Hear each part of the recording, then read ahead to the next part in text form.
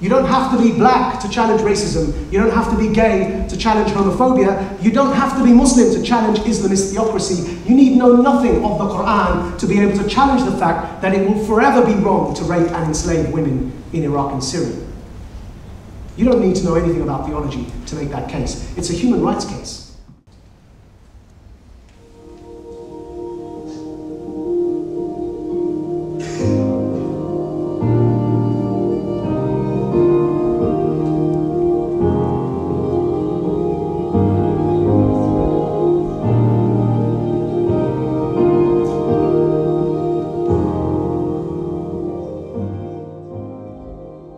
Music was so instrumental in my political awakening. It was so instrumental in my transformation in identity from being an agnostic Essex boy, born and raised in Essex in the United Kingdom, to becoming not just politically conscious, but also identifying increasingly as a Muslim by the age of about 15 years old.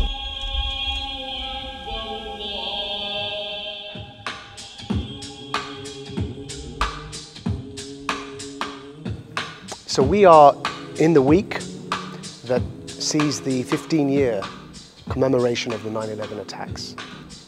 And to look back, I take the view that the so-called war on terror that was launched by President Bush after the 9/11 attacks is failing. What we see now, 15 years on since the 9/11 attacks, is that all forms of jihadist groups have metastasized. In certain cases, they've taken over countries. These are scenarios that Bin Laden can only ever dream of.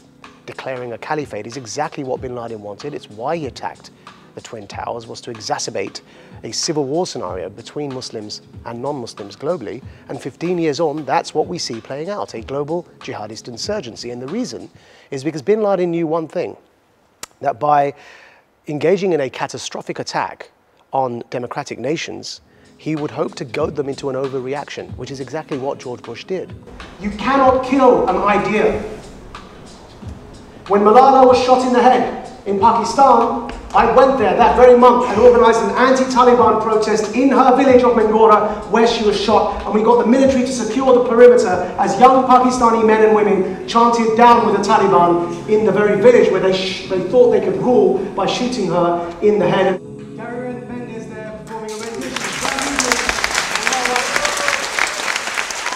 But it's not just about providing counter-narratives to challenge their narratives, it's also about providing alternative narratives. What do we have that we can offer to replace that?